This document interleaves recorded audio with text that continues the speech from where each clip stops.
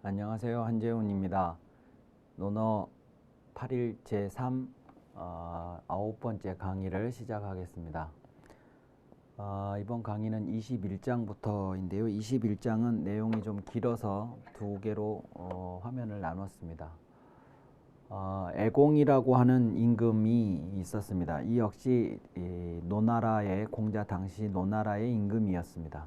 그러니까 이제 정공이라는 임금 다음에 있었던 임금인데, 이 애공이 공자 제자인 제아에게 질문을 했습니다. 애공이 문사어 제아하신대 이랬죠. 그러자 제아 대왈 하후씨는 이송이요 은희는 이백이요 주인은 이율이니 왈 3인 전율이니이다 이랬습니다.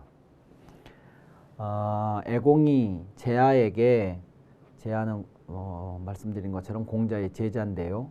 이 제아의 특징이 뭐냐면 이 사람이 언어에 뛰어났다라고 평가받는 인물입니다. 언어에 뛰어났다고 평가받는데, 이제 이 언어에 뛰어난 인물로는 제아 말고 또 자공이라는 인물도, 제자도 있습니다. 자공. 두 사람이 이제 언어에 뛰어났다 이러는 건데, 언어에 뛰어났다라는 말에는 두 가지 의미가 있습니다. 하나는 똑똑하다 이런 의미입니다. 그러니까 말을 잘한다라는 말은 똑똑하다는 것을 전제로 합니다. 똑똑한 사람들이 다 말을 잘하는 건 아닙니다. 근데 말 잘하는 사람의 말 잘하는 사람 중에 똑똑하지 않은 사람은 없어요. 물론 그 똑똑하다가 역시 또 여러 가지 의미가 있을 수 있죠. 이제 어쨌든 근데 머리가 잘 돌아가는 사람들입니다. 말 잘한다는 사람들은. 두 번째는 말도 논리적으로 잘하고 행동도 훌륭하면 그 사람을 말을 잘한다고 표현하지 않아요. 근데 그 사람이 행동은 그렇지 못하면서 말에만 더 주목할 만한 재능을 보이면 그럴 때 말을 잘한다 이렇게 표현을 해요. 말 잘한다 이렇게. 그러니까 이제 특히 이 제아라는 제자는 똑똑했는데 그 실천성이 말에 미치지 못하는 그런 제자였던 것 같습니다. 그래서 논어에 등장하는 공자가 제아에게 보이는 모습은 몹시 우리가 봐도 좀 너무 심한 거 아닌가 싶을 만큼 아주 호되게 꾸지람을 합니다. 그러니까 그 꾸지람이라는 것이 예컨대 이제 채찍이라면 지금 따라오는 것도 버거운 아이한테 채찍을 드는 것은 문제예요. 근데 얘는 충분히 더 잘 달릴 수 있는데 게으름을 피운다거나 아니면 다른 꿍꿍이를 가지고 있다거나 뭐 해가지고 자기가 더 잘할 수 있는 것을 발휘를 하지 못할 때 그때 이제 엄하게 꾸지람을 하는 것이거든요. 그러니까 이제 제아는 공자의 그런 꾸지람에도 불구하고 막 좌절을 한다거나 이렇게 막 주눅이 든다거나 이러지 않을 것임을 공자가 알기 때문에 그렇게 이제 심하게 꾸지람을 하는 거예요. 이제 그런 특성이 있는 제자인데 애공이 이 제아에게 사에 대해서 묻었습니다. 이 사라는 건 뭐냐면 토지의 신을 모시는 제단이에요. 토지의 신. 토지의 신을 모시는 제이고 이 사하고 이제 함께 직이라는 게 있죠. 직. 그것이 이제 사직인데 이것은 곡식의 신을 이제 모시는 것을 직이라고 합니다. 그래서 이 둘을 함께 사직이라고 이제 표현을 합니다. 그래서 이제 여기에는 실제로 흙을 가져다가 단을 이렇게 쌓아서 이렇게 이제 만들거든요. 그것에 대해서 질문을 했습니다. 그러자 제아가 대답을 이렇게 했어요. 하우씨라는 것은 하왕조의 임금들을 지칭하는 표현입니다. 그러니까 하나라 왕조를 말하는 거예요. 하우씨는 소나무를 신주로 사용하였고 그랬습니다. 그러니까 이제 하나라 하왕조 때 이 사라고 하는 토지의 신을 모시는 곳을 조성을 할 때 그때 사용했던 그 지역에 토질이 있겠죠. 그 흙을 가져다가 단을 쌓고 그 위에 나무들을 심었는데 소나무를 심었다 이거예요. 소나무를 신주로 사용을 하였고, 은나라 때, 그 다음 은나라 때 사람들은 어떻게 했냐면 잣나무를 사용하였고, 그러면 이 은나라 때 사람들이 사용했던 그 토질은 잣나무에게 적합했던 토질이었던 거죠. 그 다음에 주나라 때 사람들은 밤나무를 사용하였습니다 이랬어요. 이제 역시 흙을 쌓고 거기에 이제 밤나무를 심었는데, 밤나무가 이제 가장 잘 거기에서 자라기에 좋았기 때문에 이제 그렇게 심었겠죠. 자, 그런데 그러니까 중요한 것은 뭐냐면 흙이에요. 흙. 그 토지의 신을 모시는 데니까 흙을 쌓아서 모아서 그걸 단을 만들고 이제 이렇게 하고, 그 흙에다가 이제 나무를 심을 때는 이 나무에 특별한 의미가 있어서가 아니고 그 토질에 가장 잘 자라는 나무들을 심었던 것 뿐이에요. 근데 그 얘기를 이제 소나무, 잣나무, 밤나무를 얘기를 해놓고 마지막에 이 얘기를 했어요. 그런데 주나라에서 밤나무를 사용한 이유는, 주인은 이유리니 밤나무를 사용을 했는데, 밤나무를 사용한 이유는 뭐냐면 백성들로 하여금 전율을 느끼게 하려고 해서 했습니다. 사민 전율, 백성들로 하여금 전율을 하려고 그랬던 겁니다. 이 전율의 율자가 밤나무 율자거든요. 나중에는 여기에다가 이제 마음심 부수를 붙여서 이걸 두려울 율이라고 우리가 하지만, 전율할 때 요자를 쓰지만, 이 부수가 붙기 전에 원래 이 글자가 두렵다라는 율, 전율을 할 때 율자로 쓰였었어요. 근데 주나라 사람들이 밤나무를 사용하는 이유는 밤나무 율자가 전율의 율자이기 때문에 이 나무들을, 이 사에 심겨진 나무들, 밤나무를 보면서 전율을 하도록 만들려고, 두려움, 공포감을 느끼게 만들려고 했다는 거예요. 왜 그랬냐 그러면, 이 사나 직이나 특히 요 사가 예를 들어 궁궐이 이렇게 있다, 경복궁 같은 궁궐이 있다 그러면 궁궐이 북쪽에서 남쪽을 보고 있잖아요. 남쪽을 보고 있으면 이 동쪽에 종묘가, 조상을 모신 사당이 동쪽에 있고 서쪽에 사직이 있게 돼요. 사직이. 그러면 동쪽하고 서쪽은, 동쪽은 봄이고 계절로 치면, 서쪽은 가을이죠. 가을. 그러니까 동쪽은 새 생명이 새로 시작하는 거고, 가을이라는 것은 죽이는 데예요. 그러니까 궁궐에서도 임금님이 임금님이 앉아 계시면 이 중앙선을 중심으로 해서 이쪽은 문, 이쪽은 무, 문반과 무반 이렇게 반으로 딱 쪼개서 두 군데로 이렇게 나누어서 신하들이 서는데, 이 두 개를 합해서 양반 그러는 거죠. 문반, 무반을 합해서. 그러니까 여기 서쪽은 살을 위주를 하니까 이 그 형을 집행을 할 때 이 사에 가서 하는 경우들이 있었어요. 특히 전쟁 때 나가서 뭐 이렇게 잘못을 하거나 뭐 그러면 이 사에서 형을 집행을 하고 그래요. 그러니까 전율이라는 의미하고 이게 연결이 되는 것처럼 보이잖아요.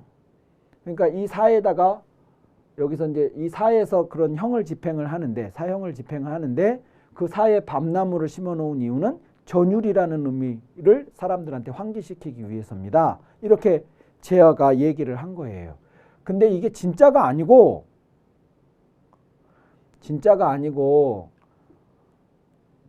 그러니까 이제 저희 같이 강의를 하는 사람들이 빠지기 쉬운 오류인데, 사람들한테 설명을 하다가 오바를 할 때가 있어요. 반응이 좋으면. 또는 반응이 시원찮다 그러면 반응을 끌어내기 위해서 또 오바를 하기도 하고요. 그러니까 이제 근거 없는 이야기를 막 할 때가 있는 것이죠. 지금 제아가 그렇게 한 거예요. 밤나무를 심은 이유하고 전율을 느끼게 하고는 아무 상관이 없는 건데, 이 율자가 이 율자라는 그 공통점 때문에 그냥 이렇게 얘기를 했고, 그냥 임금은 그렇게 알아들은 거예요. 아, 그러면 이제 임금에게 주는 메시지가 뭐냐? 그러면 아, 이 사라고 하는 데가 백성들한테 공포감을 주는 데구나. 이렇게 생각을 갖게 할 수 있었던 것이죠. 그래서 나중에 이 이야기를 공자가 들으시고 자, 문지하시고 왈 성사라 불설하며 수사라 불관하며 기왕이라 불구로다. 이렇게 얘기를 하셨다는 거예요. 선생님께서 들으시고 말씀하셨다.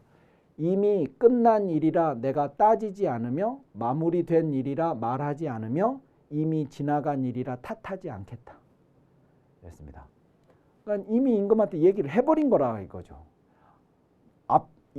앞으로 가서 이제 장차 할 얘기다 그러면은 내가 바로 잡아 주겠는데 다 끝나버렸다 이거예요. 임금한테 다 얘기해버렸으니까 내가 임금 찾아가가지고 제어가 한 말이 그런 말이 아닙니다. 그 틀린 말입니다. 이렇게 할 수도 없고 임금한테까지 그렇게 겁없이 그렇게 막 지 생각을 그렇게 얘기하는 애한테 내가 너 그러면 되냐고 뭐 탓할 것도 없고 이렇게 얘기를 하는 거예요. 그러니까 여기서 지금 이미 끝난 일 성사라서 내가 더 이상 말하지 않겠고 다 완수된 일이라 내가 간하지도 않겠고 이미 지나가 버린 것이라서 내가 탓하지도 않겠다. 그러면 이게 이제 제자한테는 어떤 메시지겠어요? 말하지 않겠다, 탓하지 않겠다 했는데 공자가 이렇게 선생님이 말씀하셨다는 걸 제자가 들으면 어떻게 되겠냐고요. 나를 버린 것 같잖아요. 나를 제자 입장에서. 공자는 이렇게 제자한테 이런 식으로 하신다니까요. 말하지 않겠다고 했는데 어떤 말보다도 더 심하게 지금 그 잘못에 대해서 이야기를 하는 것이죠. 거의 뭐 분위기로만 보면 이제 난 너한테는 이제 더 이상 너 알아서 해 이제 네가 그렇게 잘났으면 뭐 이런 식으로 지금 공자가 하신 거죠. 대단히 무섭게 꾸짖고 있다 하는 거예요. 근데 그게 받아들일만 하니까 그런 거예요. 모든 제자들한테 저렇게 하는 게 아니고 그리고 너 말 조심해라 그런 거죠. 말을 조심하라 하는 메시지를 아주 무섭게 담아서 하신 이야기입니다. 22장을 보시겠습니다. 여기에는 이제 관중이라는 사람이 나옵니다. 이 관중이라는 사람은 우리가 보통 이제 관포지교 할 때 관중과 포수가의 이야기, 그 친구 간의 교우 관계를 이야기할 때 관포지교 이렇게 얘기할 때 그 관중 맞습니다. 그런데 이제 이 사람은 좀 배경 지식으로 알아두실 게 있는데 이 관중이라는 사람과 포수가라는 사람은 친구였는데요.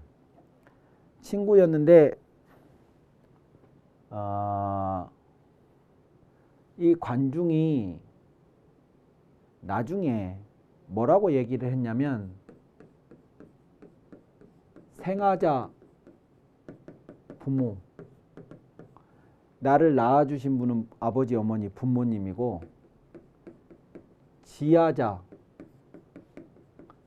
나를 알아주는 사람은 포수가다. 포숙이다 이렇게 얘기를 했습니다.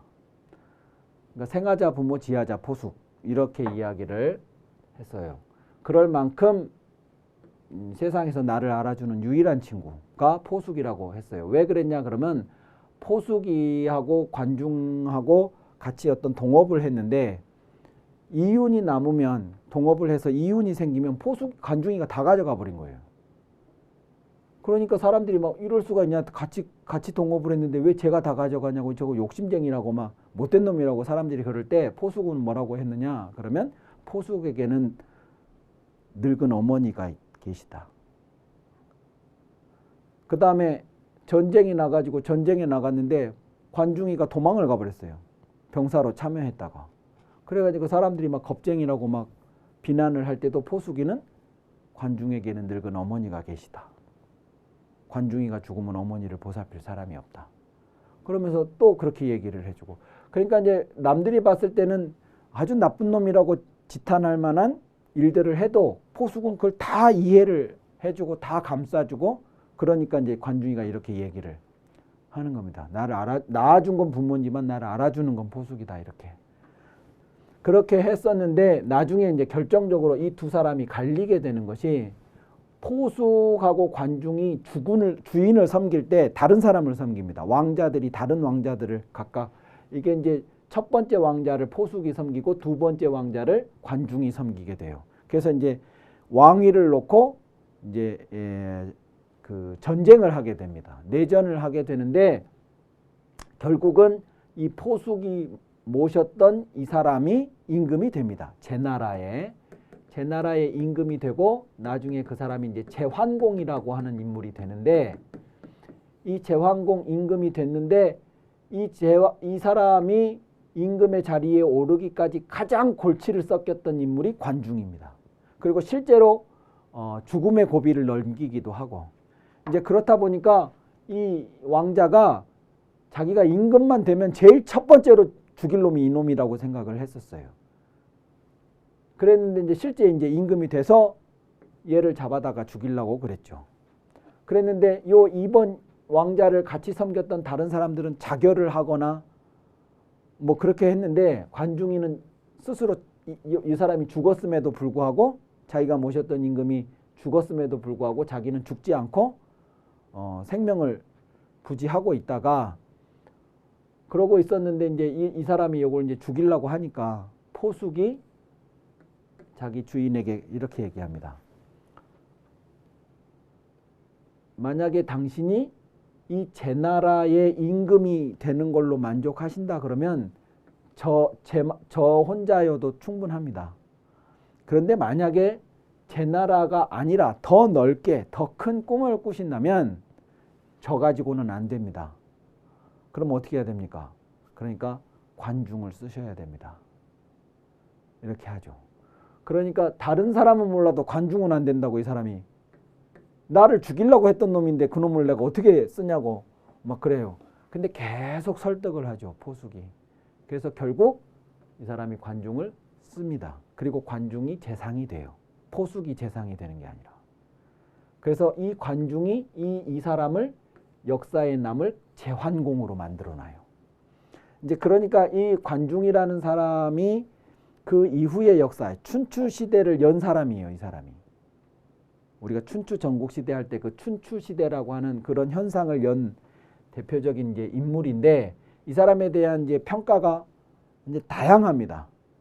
그러니까 이제 춘추 시대를 상수로 놓고 보면 관중은 대단한 인물입니다. 새 시대를 연. 그리고 춘추 시대의 모든 신하들이 선망하는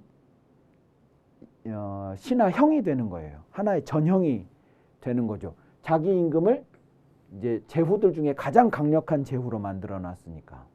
이제 그렇게 볼 수가 있겠고 또 하나 춘추 시대 춘추와 그 연장인 전국 시대를 부정적으로 평가하는 입장에서 보면 관중은 판도라의 상자를 연 괴물이에요.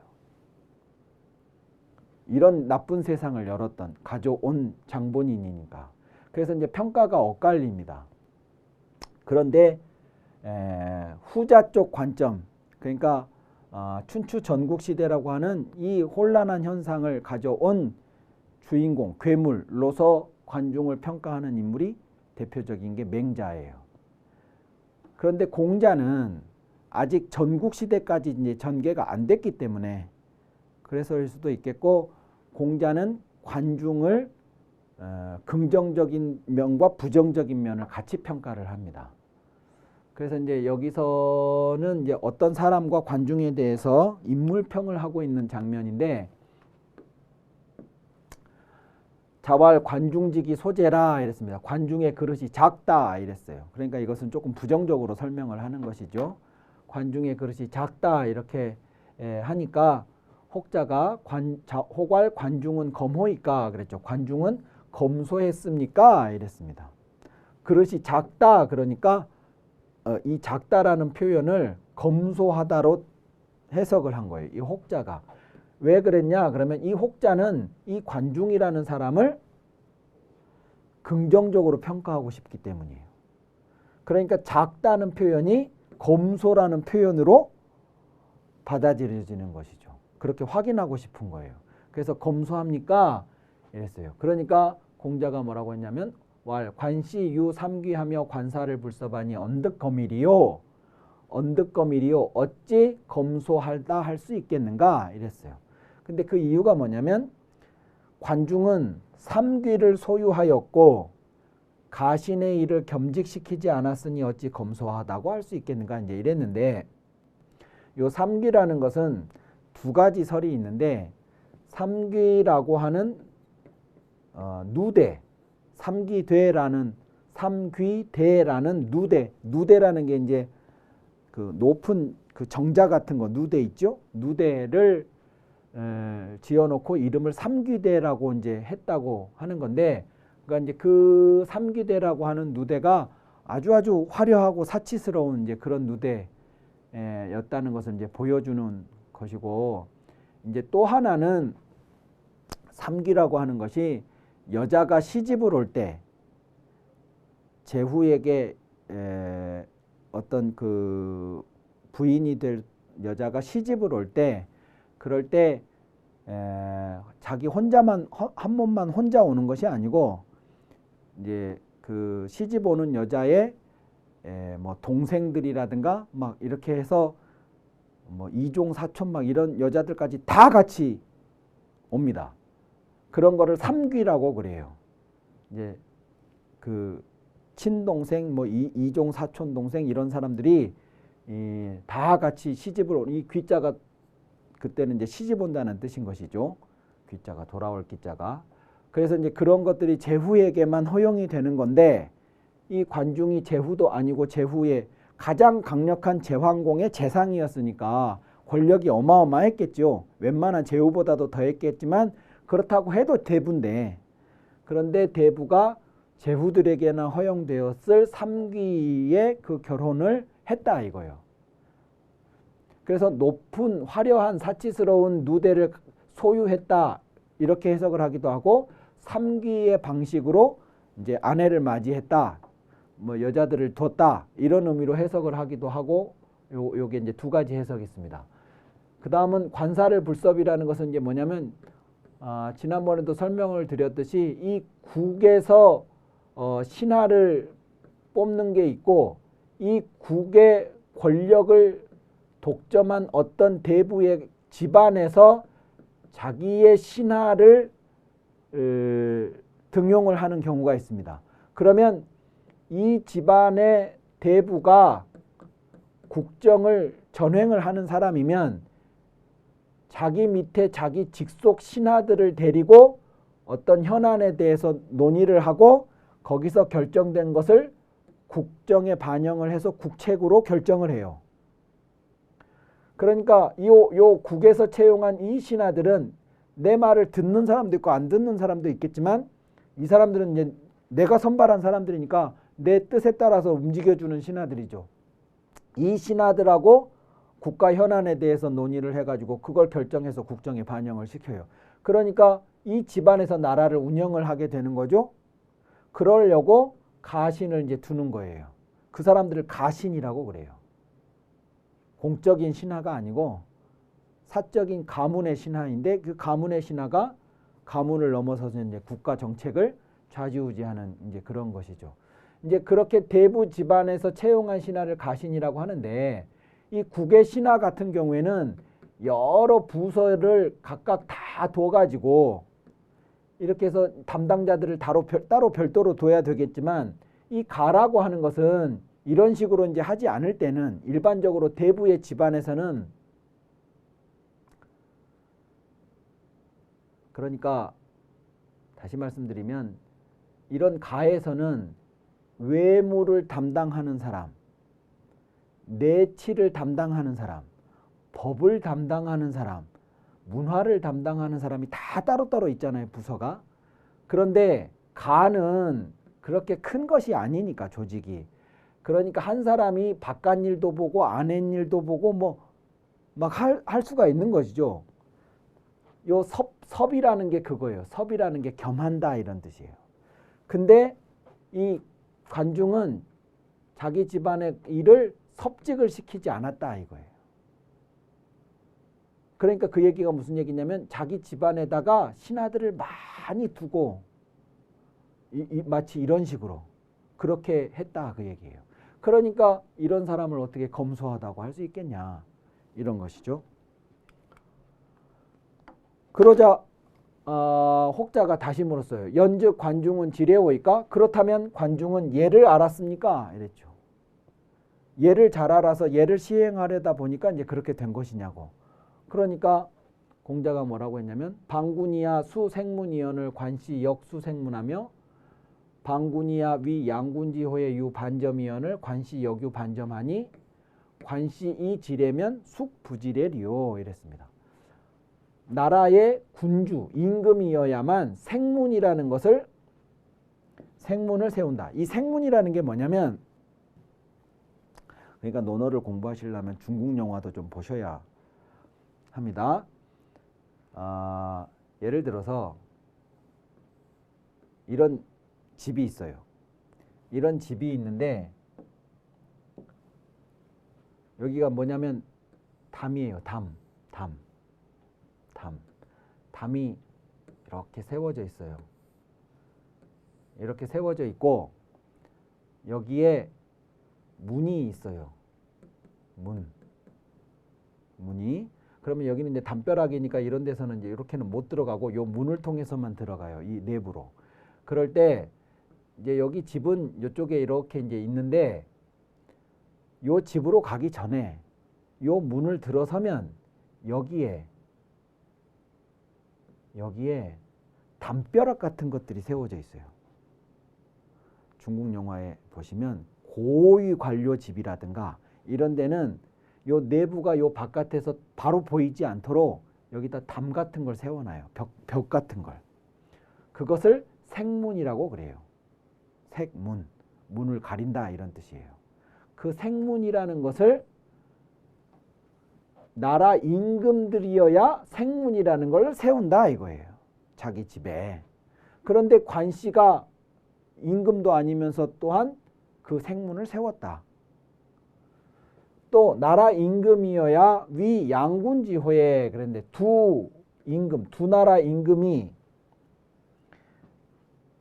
두 나라의 임금이 우호로 만날 때 양군지호 우호 관계를 할 적에 위 양군지호의 유 반점이언을 요 반점은 뭐냐면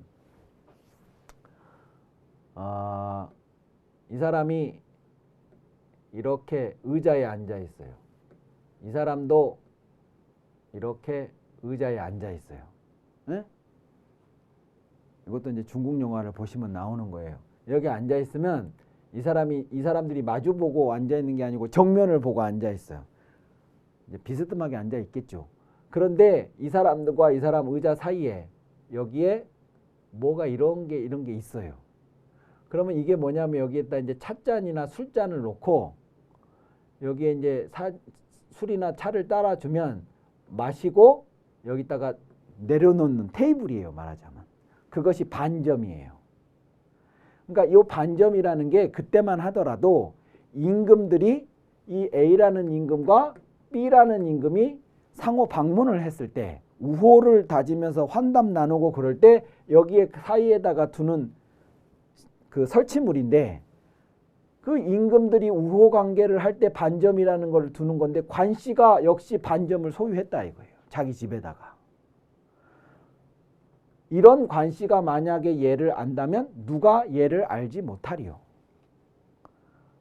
그러니까 친하면서 힘 좀 있다고 자기에게 허락되지 않는 생문을 세운다든가 임금이나 할 수 있는 반점을 소유한다든가 이런 짓을 했는데 이 사람이 얘를 안다면 누가 얘를 모르겠냐 이런 거죠. 그러니까 이런 것도 앞에서 나왔던 것처럼 뭐 이것이 예의에 어긋난다 안 어긋난다 뭐 그런 차원의 이야기일 뿐만 아니라 여기서 공자가 정말 말하고 싶은 것은 뭐냐 그러면 예라고 하는 것이 자기가 힘이 있더라도 그것을 절제하고 규율할 수 있어야 하는 건데 얘는 힘이 있다고 그냥 그 힘을 가지고 얘가 정해놓은 그 선을 그냥 막 넘어버렸으니까 그 권력을 가졌다고 해서는 안 되는 일을 아무렇지 않게 하는 그것이 예를 모르는 거라고 지금 얘기를 하는 겁니다. 이것이 예의에 어긋난다, 안 어긋난다 그런 차원의 이야기라기보다